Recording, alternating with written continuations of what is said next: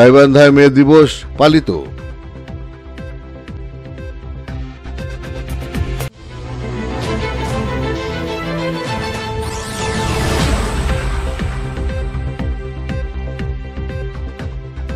আসসালামু আলাইকুম। এমকে টেলিভিশনের নিয়মিত সংবাদে আপনাদের স্বাগত জানাচ্ছি আমি শারমিন মিনা। এতক্ষণ শুনছিলেন সংবাদ শিরোনাম, এখন ডেস্ক থেকে বিস্তারিত।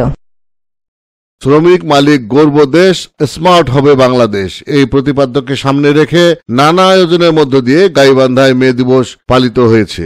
এই উপলক্ষে 1 মে বুধবার সকাল 11টায় জেলা প্রশাসনের আয়োজনে জেলা শহরের স্বাধীনতা প্রাঙ্গণ থেকে প্রশাসনিক কর্মকর্তা, বিভিন্ন শ্রমিক ও পেশাজীবী সংগঠনের নেতাকর্মীরা একটি বর্ণাঢ্য শোভাযাত্রা বের করে। এটি বিভিন্ন সড়ক প্রদক্ষিণ করে শিল্পকলা একাডেমির মিলনায়তনে এক আলোচনা সভায় মিলিত হয়। জেলা প্রশাসক কাজী নাহিদ রসুলের সভাপতিত্বে অনুষ্ঠানের প্রধান অতিথি হিসেবে উপস্থিত ছিলেন গাইবান্ধা সদর আসনের সংসদ সদস্য শাহ সরওয়ার কবির। অন্যান্যদের মধ্যে বক্তব্য রাখেন পুলিশ সুপার মোহাম্মদ কামাল হোসেন, জেলা পরিষদের চেয়ারম্যান আবু বকর সিদ্দিক, পৌর মেয়র মুতলেবর রহমান, মোটর মালিক সমিতির সভাপতি কাজী মকবুল হোসেন সহ আরো অনেকে। অপরদিকে জেলা গরুর গাড়ি কুলিপ শ্রমিক ইউনিয়ন পৃথকভাবে শোভাযাত্রা ও আলোচনা সভার আয়োজন করে।